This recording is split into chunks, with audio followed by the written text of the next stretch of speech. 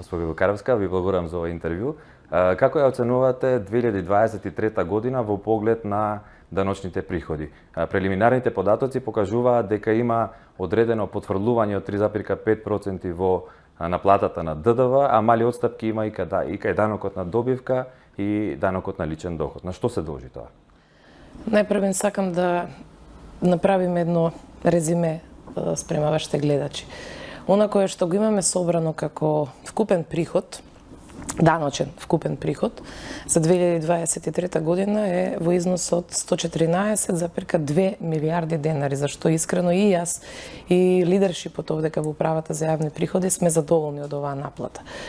Правејќи го планот за 2023 и проекциите за она кое што е обврска на УЈП да го собере, тогаш ја имавме се уште незавршената енергетска криза, инфлацијата исто така како два показатели кои што создаваат одредена перцепција како треба да се движи планот за наплатата на приходите и тука можеби произлезе тоа одредено мало потврлање кое што го имавме во делот на ДДВ-то, како и онаа одлука која што ја сменивме, оној режим на оданочување кој што го променивме на сите оние компании кои што беа вклучени во она што значи електрична енергија, енергенси и така натаму, и многу пати имаме и алармирано дека всушност по завршување на енергетската криза и доброто менаџирање кое што го покажа владата и економскиот тим, дека веќе тој режим на оданочување треба да се врати на стари патеки.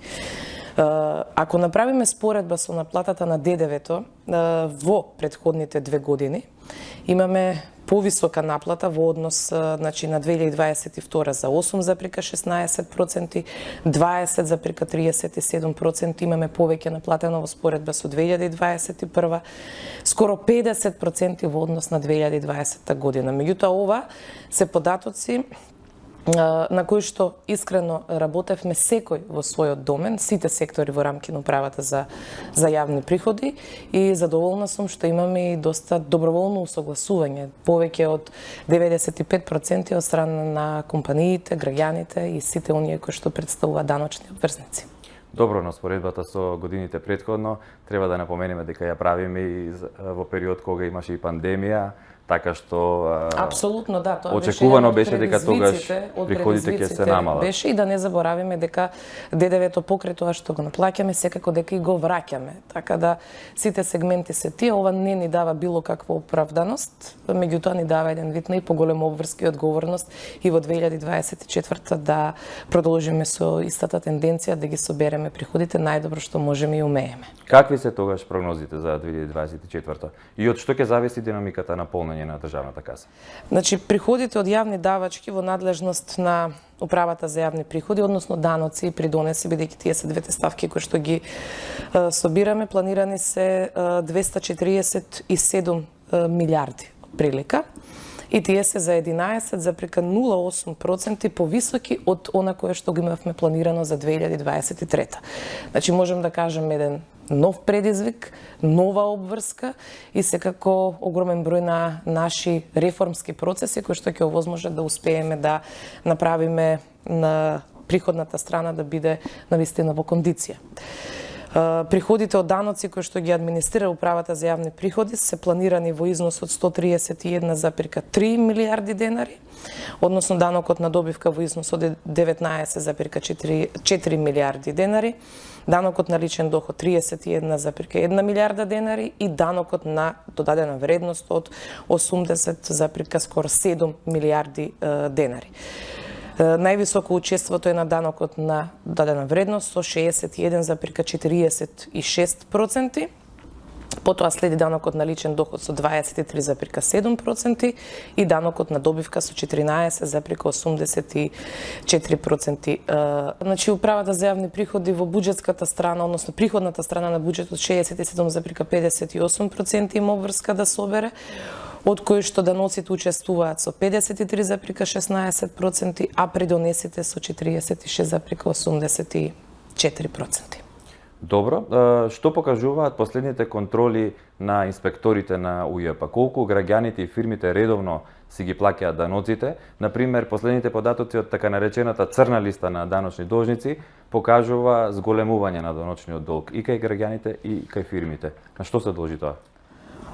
Листата на должници, како една наша обврска согласно Законот за даночна постапка, представува листа на неплаќачи, односно недисциплинирани даночни обврзници. Имавме огромен број на состаноци кои што ги правевме заедно со сите засегнати страни во рамки на она што значат јавни предпријатија и општини, за да најдеме соодветно решение како да се изменаџираат тие долгови. Направивме и посебна работна група, направивме посебна анализа да видиме како се движат трендовите и во однос на износот на долг и во однос на она што значи број на должници на листата и по кои основи, како и многу пати имаме известувано и Комисијата за економски систем во рамки на владата, за да се видат трендовите. Јас можам да кажам дека листата на должници во 2017 година во делот на она што значи долг изнесувала 13,1 милијарда. Денес листата во 2024 година, значи имаме 9,9 милијарди денари. Истовремено, предходно, можам да напоменам дека е намален долгот, а истовремено се намалува и бројот на должниците. Во 2023 во први месец, значи за првата листа зборувам, сме имале 7,7 милијарди денари износ кој што е во рамки на листата на должници. Имаме соодветно зголемување во 2024 затоа што имаме два даночни обврзника каде што сме спровеле контрола, каде што сме имале огромен наод и тие два даночни обврзника секако дека допринесуваат за да се зголеми соодветниот износ во рамки на самата листа на должници. Транспарентноста во делот на она што значи неплаќачи на данок секако дека оправдува оваа листа на должници. Ние и понатаму ќе продолжиме да ги превзимаме сите оние действија кои што се во рамки на нашите законски надлежности согласно принципот на присилна наплата. Таму имаме повеќе мерки, таму имаме повеќе процеси и службите секако дека постапуваат согласно своите надлежности и задачи. Завршувате втор мандат како директор на Управата за јавни приходи. Колку од денешна перспектива може да кажете дека успеавте да ја намалите сивата економија преку соодветна фискализација во текот на годините наназад? Па, видете, преголема е обврската да водите една ваква институција, а секако дека моје огромно задоволство е што работам со вистински професионалци. Борбата против сивата економија е соодветен процес кој што и го засега секое општество, кое што секако се стреми за да има возможи на граѓаните и повисок стандард, меѓутоа и да има возможи на компаниите поголема ликвидност. Многу пати имам напоменувано дека само со еден координиран пристап може да успееме да се избориме постепено, чекор по чекор, стратешки со тоа што значи сива економија. И да, постои соодветна стратегија за формализација на неформалната економија, постои соодветен акциски план, постои соодветно тело каде што сме вклучени тука и Министерството за финансии, и за внатрешни работи, како и Управата за финансиска полиција, Царината, Државниот пазарен инспекторат. Меѓусебно навистина добро соработуваме и тоа е еден од сегментите за таа борба. Од друга страна, ние како пред се орган кој што има своја инспекцијска надлежност, работиме постојано, сме на терен, истовремено спроведуваме контроли, како за информација во делот на она што значи наша обврска, меѓутоа и наши работни задачи. Во текот на 2023 година имаме извршено 2580 контроли по основ на даноци. Дали тоа ќе биде ДДВ-то, добивката, данокот на личен доход и 5320 контроли по други основи. Пред се фискализацијата, која што е да речем популарна и меѓу граѓаните и каде што се гледа всушност првиот импулс на борбата против сивата економија, истовремено постапуваме и согласно исполнетост на техничко-технолошки услови кај приредувачите на игри на среќа, деловните односи по основ на Законот за минерални суровини и така натаму.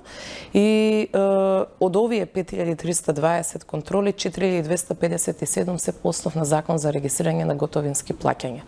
Во оваа прилика сакам да се заблагодарам и на граѓаните кои што преку анонимни пријави, преку јавување во контакт центарот, преку мејлови, по разни начини доставуваат и не информираат дека се уште има даночни обврзници кои што не ги почитуваат законските одредби и ние веднаш постапуваме на терен. Вие сте заменик председател и на владеачката партија СДСМ, се наближуваат парламентарните избори, а сега е време кога се пишуваат и предизборните програми. Колку сте вклучени во овој процес и кои економски политики и мерки ќе им ги понудите на граѓаните овој пат? Јас сум задолжена како заменик председател за програмата, за изготвување на програмата, заедно со еден прекрасен тим на луѓе. Програмата е веќе подготвена, тука беа вклучени сите комисии во рамки на нашата партија.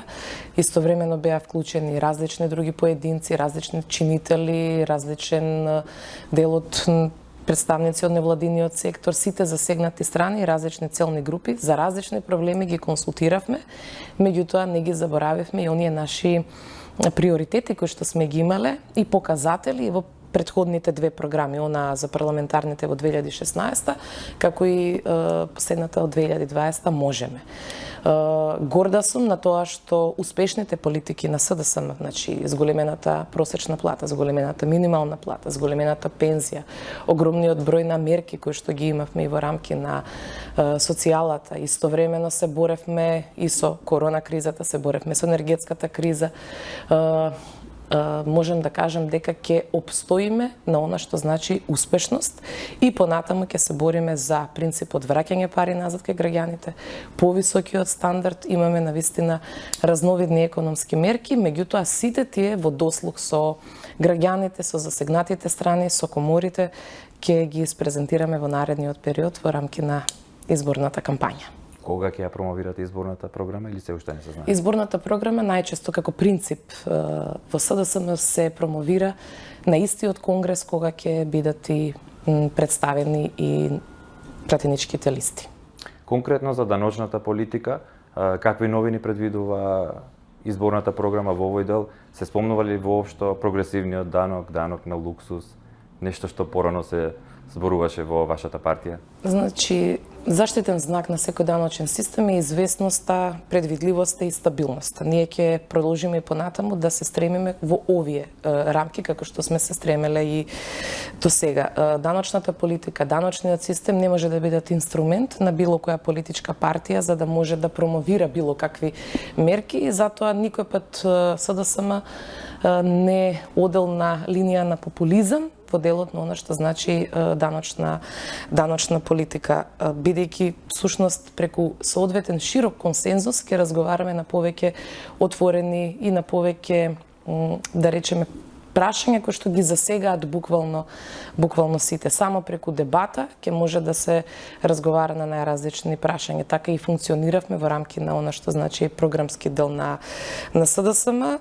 Нема да менуваме, нити пак да зголемуваме даночни стапки, нити па придонеси. Тоа мислам дека е основата, но ќе разговараме за најразлични други прашања со граѓаните во делот на она што значи соодветни даночни ослободувања, даночни олеснувања, како да им помогнеме, затоа што даночната администрација и се она кое што значи дигитализација на процесите, секако ќе овозможат поразвиен даночен систем. Се уште стоиме на реформските процеси на е-фактура и е-фискализација. Меѓутоа, имаме и многу да понудиме, она што значи добар стандард, подобар стандард на граѓаните и секако една конзистентна, стабилна економска приказна. Од денешна перспектива, колку сте задоволни од економските резултати што ги испорачавте од 2017 година до денес? Податоците, например, покажуваат дека просечниот економски раст во овие години е само 1,8%. Знам ке речете дека имаше период на пандемија, надворешни влијанија во однос на геополитички проблеми, меѓутоа сепак овој резултат е далеку од ветените 5% раст што ги збореше поранешниот премиер Зоран Заев. Знаете што, кога пишувавме првична програма во 2016 за парламентарните избори, таа беше пишувана согласно се она кое што го имавме слушнато дека треба да се промени во државата. Пред се од економски аспект. Она што значи ликвидност на компаниите и да не бидат уценувани од било какви други надворешни фактори. Од друга страна, втората програма ја пишувавме буквално во пресред, како што рековте и вие, на корона кризата. И така беа наметнати соодветно и бројките. Никој не очекуваше дека после тоа ќе имаме енергетска криза и секако одредени последици имавме и од воената криза. Јас лично сум задоволна. Во разговор со повеќе економски експерти, во разговори со граѓаните и со компаниите, секој пат можеме уште подобро од ова кое што го нудиме. И така треба да биде, бидејќи оној кој што работи, секој пат мора да направи оние кои што му се партнери, а партнерскиот однос како институција мислам дека максимално го градевме овие години и ќе продолжиме и понатаму да го градиме и секако дека ќе продолжиме и понатаму со сите економски параметри кои што одат во насока на она што значи нашата држава да биде развиена и да оди напред, секако дека ќе бидат наши основни принципи. Ние се боревме да ја намалиме невработеноста, тоа успеавме да го направиме. Се боревме да ја зголемиме вработеноста и тоа успеавме да го направиме. Направивме огромен број на пакети и во време на криза го положивме тестот дека умееме, знаеме како да ги насочиме средствата. Ви благодарам. Ви благодарам и на вас.